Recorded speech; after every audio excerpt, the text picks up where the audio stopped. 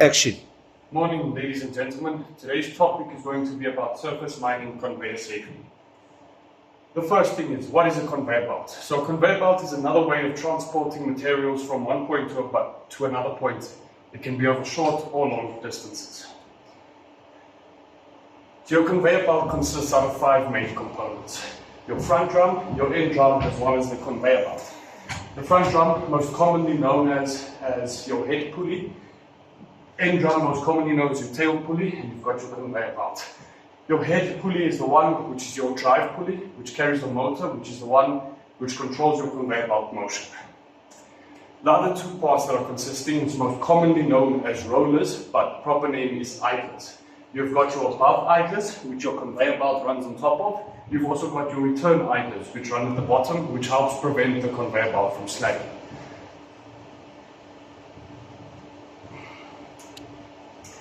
Inspections with conveyor belts. Inspections are a very, very important role when it comes to conveyor belts. It is the first line of defense when it comes to preventing injuries. Important aspects. Inspections should be done before each and every shift to ensure the safety of all employees. Another important factor is that only competent and appointed people are allowed to do these conveyor belt inspections. Inspections should be done over moving parts, especially because that's where most injuries happen on conveyor belts. These inspections should also be according to the Mine Health and Safety Act. Guards. Guards are another important aspect when it comes to conveyor belt safety. It is your second line of defense. Guards should first of all be properly designed, meaning it should cover all aspects of moving parts. If you've got a gearbox running in these V-belts, you've got to make sure that those guards are securing all access points and making sure that no one can get their fingers slipped in between. Another important aspect will be to replace any faulty guards. Faulty guards are a hazard because it could cause cuts, it could cause lacerations to any employee walking past them and scratching themselves. A brilliant way of ensuring that all of your guards are there is by color coding your guards and making sure that on your inspection, if there are 5 guards needed on this conveyor belt, you know you can go and count 1, 2, 3, 4, 5 red guards and you are sorted. Guarded and unguarded conveyors. So when I mean by unguarded and guarded conveyors, are conveyors which prevent access of going onto the conveyor. If these are unguarded, you should have an adjacent walkway to that conveyor belt. Something that is mandatory on all conveyor belts is your emergency stop, or most commonly known as your tripwire. These are crucial when it comes to emergency cases where someone might slip, fall on top of the belt. As he's on his way towards the chute, someone can come over, pull the tripwire, and this cuts off all energy to the head pulley, which now makes that the belt stops. Obviously, once again, as in the previous slide, all guards, all moving parts should be guarded. This is a beautiful example of a well-guarded conveyor. As you can see, all access points to any moving parts has been cut off. There's no access towards them. Another good thing to see is the color coding that you have on guards, ensuring that you know where all of them are. They're also mounted well. You can see that all bolts and nuts are fixed and that they are in place. This is a beautiful example of a tripwire, or as you know, an emergency stop. So, what the emergency stop does is you pull on top of this wire, it pulls back this lever which cuts off all energy towards the power points, making the conveyor belt stop. This has saved countless lives in conveyor belts. Incline and overhead conveyor belts. The most important aspect when it comes to these belts are flying and falling materials. If you see these hazards, you should make sure that you get proper guards installed to eliminate all hazards. Overhead conveyors, as said in the previous slide, is hazardous. I could be walking underneath an overhead conveyor belt and the gearbox decides it's going to break, and there could be one of those parts falling down and it can hit me on the head, causing serious injuries. Safe access to these conveyor belts. Walkways should be cleared and access towards those walkways should be cleared. It also doesn't help that you've got your walkway coming close to where the machinery is driving. That's just looking for trouble. Another thing that you should add, if portable ladders are required and you cannot have a fastened or mounted ladder on your construction, You should make sure that there are rubber feet on the bottom of it, that someone is holding that ladder steady, and if push comes to shove, fasten it at the top so that you can make sure there's no chances of falling off. And as said, always your suitable guards are required. Incline conveyors. So when it comes to an incline conveyor, you should always have a walkway with hand railings. You can never have an incline walkway with hand railings that just poses a threat to anyone on there. Then, the most important thing about an incline conveyor is it should have a functional backstop.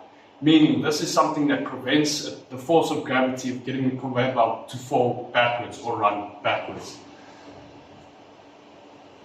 This is a perfect example again of what a good overhead conveyor is. You can see all parts, all moving parts, and anything that could be a falling hazard has already been guarded and is in place so that there are no falling hazards.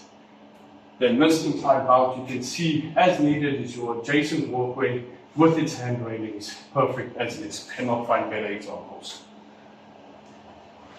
One of the most important factors to consider, and this is where most injuries on conveyor belts happen, is during the maintenance and repairs of conveyor belts. Most important aspect is to ensure lockout. Lockout is your number one way of ensuring that no motion to that belt can happen. A way of ensuring your lockout is by pushing all start buttons to make sure that the lockout that you did was efficient. And one thing is, a tripwire or emergency stop does not count as lockout. Okay, then these repairs and maintenance can only be conducted by competent people and people that have been assigned to do the job. Cleaning of conveyors. This is also where many injuries take place. When it comes to the cleaning of conveyors, you should make sure that your lockout is in place and that no motion can happen on that conveyor belt whilst cleaning.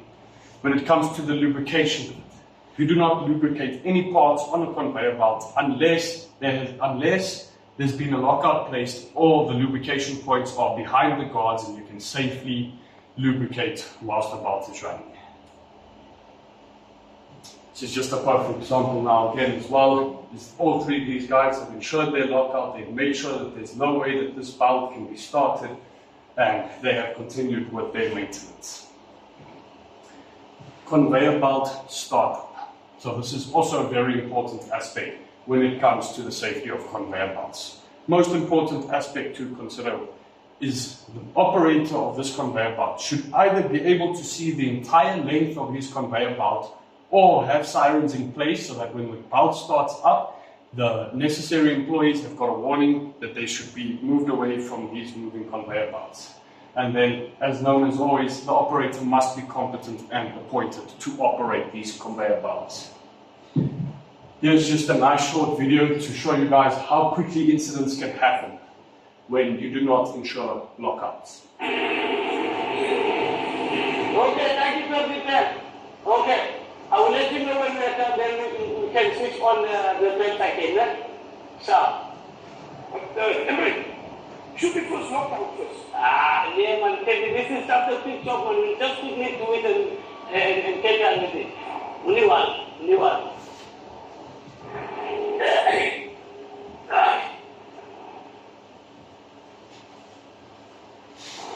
Control room. Okay, the standard is there. Yeah, you can switch it on now. Emre, tell them to control room to switch on it. I'm going to see the floor, doesn't seem to be. Yeah, your team is here, man. You got it in 5-1. Let us go.